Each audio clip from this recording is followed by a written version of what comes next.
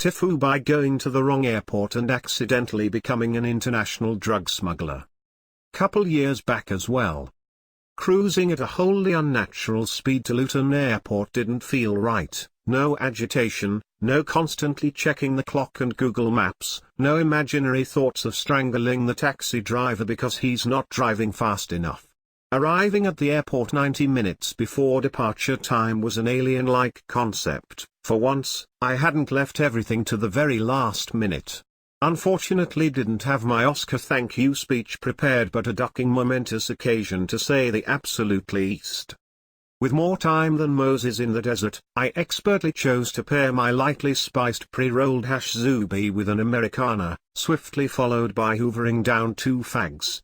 It's always funny to watch smokers when they know it's going to be their last fag in a while. Shit gets real emotional. So I roll into the airport, feeling like an fucking top boss, Stansted's very own Don Corleone. The holy trinity of nicotine, THC and caffeine pumping through my veins. Fuck yeah. This is bliss. What should I do? Get a big fat Burger King or maybe pick up a book or 2? Could even push the boat out and get convinced by a duty-free lady to buy an aftershave I didn't need. My imagination was drifting, the options were ducking limitless. Casually strolling up to the departure screen to check my gate number, something suddenly wasn't quite sitting right. Shit, it all abruptly clicked a little too late as I felt my heart sink out of my ass. Only in the wrong fucking place, aren't I? This is a cunting EasyJet airport and I'm meant to be flying with Ryanair. Ducked was an understatement, as probably was massive bell-end idiot. Stansted Airport was an hour away by taxi and my flight departure time was also just about an hour away. Now I'm not the best at maths, terrible Indian I know, but I'm pretty sure it most definitely was not working in my favor. For duck's sake. Why do I always do this? Why? How? Obviously rhetorical questions, but if you want an answer your guess is as good as mine. Nothing to do with copious amounts of Mary Jane I'd consumed this morning. As I frantically looked up the next flights leaving from both airports, they all costed in excess of £700, all the London Manx heading to the UEFA Cup final in Stockholm.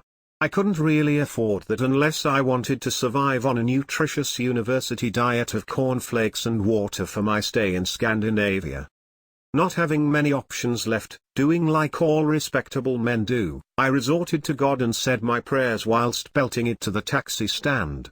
There were people in the queue, but this was an emergency.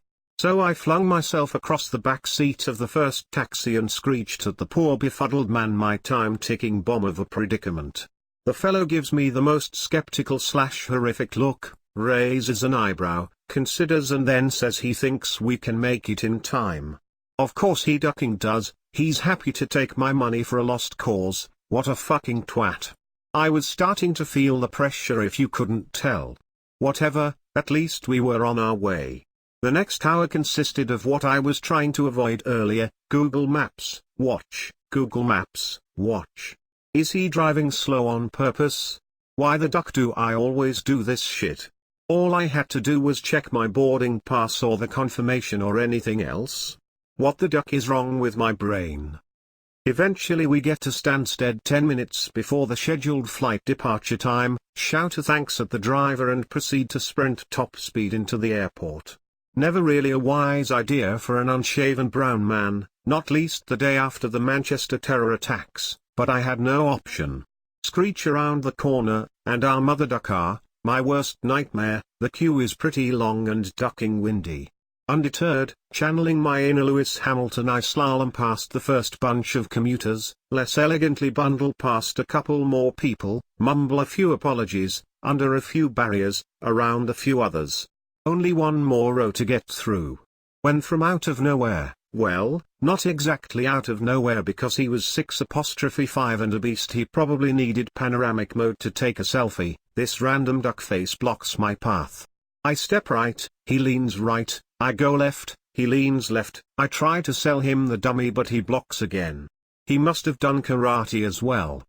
I quickly realize what kind of party it is. If I have to wait in the queue, so do you, says the hater.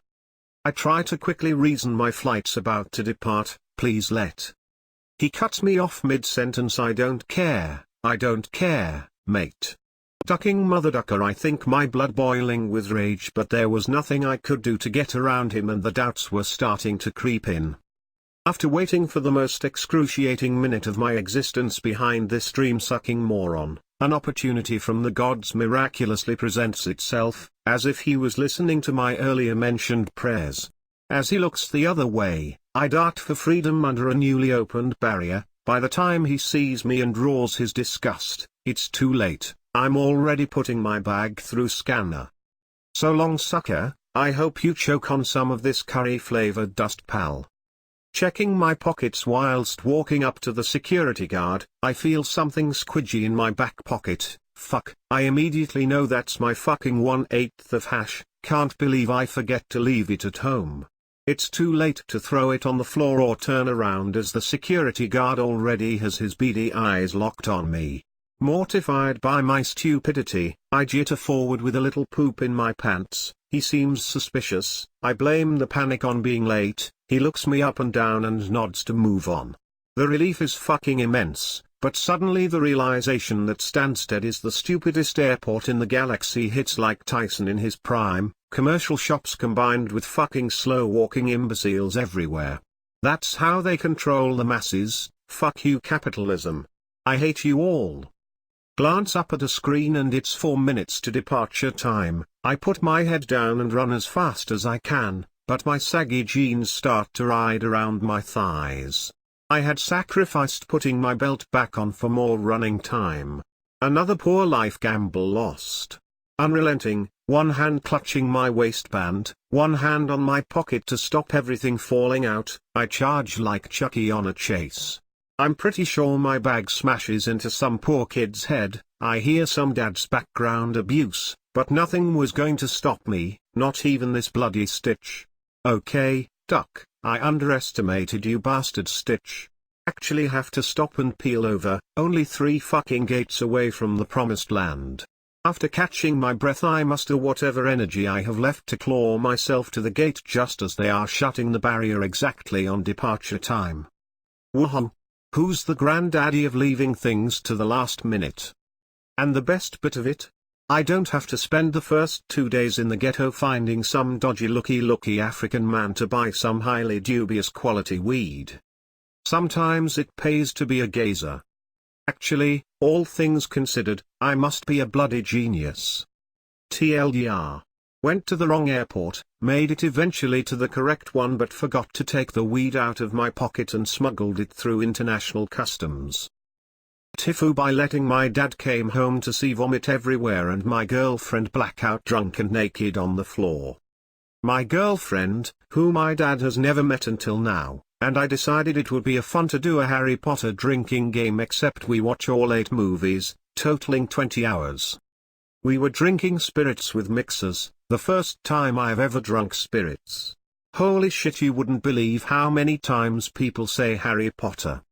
After just 1 movie we are half a bottle of vodka and 3/4 a bottle of gin down. Now is probably a good time to mention I'm an absolute lightweight, which is very impressive for a 6'6" male. Naturally we are drunk and decide having sex is a good idea, so we proceed to do that, then grab a shower. At this point both of us are properly wasted and no longer in control of our actions. Somehow my girlfriend leaves the shower and turns it off, while I stay there, lying down, vomiting into the grate.